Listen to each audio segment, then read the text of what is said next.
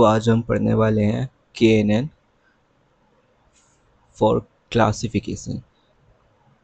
KNN basically एक supervised machine learning algorithm है जिसका हम क्लासिफिकेशन और रिग्रेशन दोनों के लिए यूज़ कर सकते हैं। पर आज हम क्लासिफिकेशन के लिए कैसे यूज़ करते हैं ये देखेंगे। हमारा बेसिकली KNN का मीनिंग होता है के नियरेस्ट नेबर। के क्या होता है? एक हाइपर पैरामीटर होता है, मतलब एक ऐसी वैल्यू जो यूज़र डिफाइन करेगा। ये हमेशा यूज़र पास करता है। बेसिकली ये आपकी क्या हो सकती है, हमेशा ऑड वैल्यूज़ होती हैं क्योंकि आपको बाद में वोटिंग भी करनी है। सो इसको ग्राफिकली समझते हैं।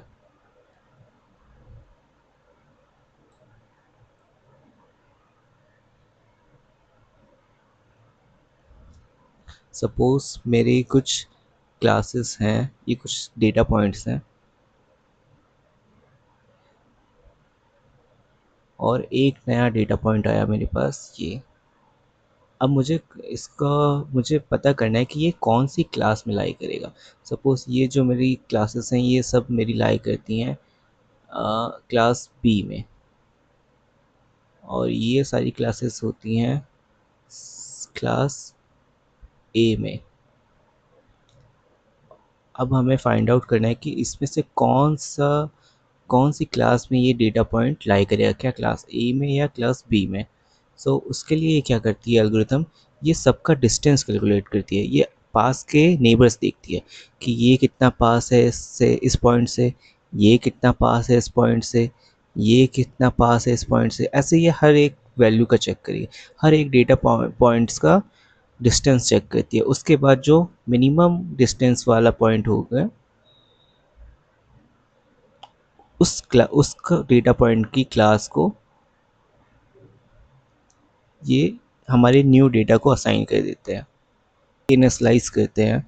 सपोज़ मैंने K3 करा, तो सपोज़ मेरे पास ये 3 डेटा पॉइंट्स आए, जैसे ये 1, 2 एंड थर्ड जो क्लास बी में से है, ए में से है। इनकी क्लास क्या है, ए, बी एंड बी। तो हम K3 का मीन्स हम 3 नेबर्स को देखेंगे क्योंकि हमें बेसिकली ड्रॉ नहीं करना। अगर हम इसको इवन कर देते 4 हो जाता तो मे पॉसिबिलिटी थी कि ये ड्रॉ हो जाए क्लास। बेसिकली हम क्लास के ड्रॉ होने को अवॉइड करने के लिए हम हमेशा के की वैल्यू ऑड लेते हैं। बेसिकली अभी हमारे पास वैल्यू क्या है, ए बी बी, मतलब हमारे पास बी की 2 क्लासेस आ रही हैं। तो अल्टीमेटली जो हमारा न्यू डेटा है वो बी क्लास में चला जाएगा। सपोज़ हमारे पास एक न्यूमेरिकल है, मेरे पास पॉइंट है एक्स वाई। ये सपोज़ स्टूडेंट के स्टडी आवर्स हैं और ये उसके पास या फेल होने की क्लास है। 0 for fail and 1 for pass. Data points है 2, 5, 8, 11 और इनकी क्लासेस हैं 0, 0, 1 और 1। अब सपोज़ मेरे पास एक नई क्लास आई 7।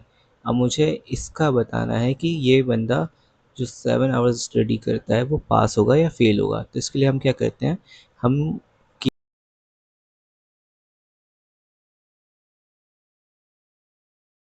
हम मोस्टली इक्विवेलेंट डिस्टेंस का फॉर्मूला यूज़ करते हैं, which is x2 minus x1 का whole square plus y2 minus y1 का होल स्क्वायर।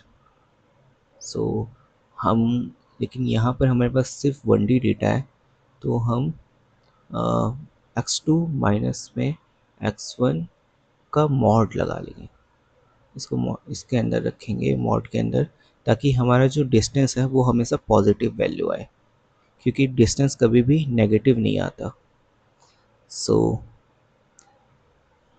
हमारा जो x2 होगा वो हमेशा फिक्स रहेगा, जिसकी हमें क्लास निकालनी है विच इज़ 7।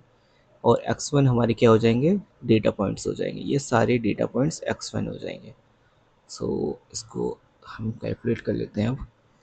एक्स 2, 5, 8, 7 और हमारा d, मैं डिस्टेंस लिख लेता हूँ d, सॉरी रूट नहीं है, मॉड x2 माइनस में x1, तो 7 minus 2 which is 5, 7 minus 5 which is 2, 7 minus 8 which is 1, 7 minus 7, sorry 7 तो था ही नहीं, it's 11, 7 minus 11 it's 4.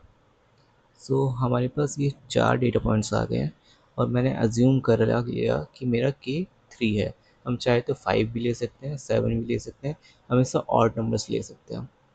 ये डिपेंड करता है हमारे डेटा के साइज़ पे. मेरे पास छोटा डेटा है इसलिए मैं यहाँ पे के की वैल्यू 3 ही ले रहा हूँ.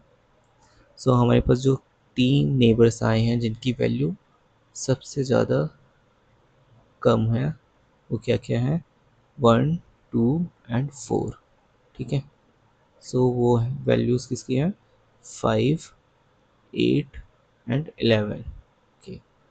अब इनकी हम क्लासेस चेक करते हैं.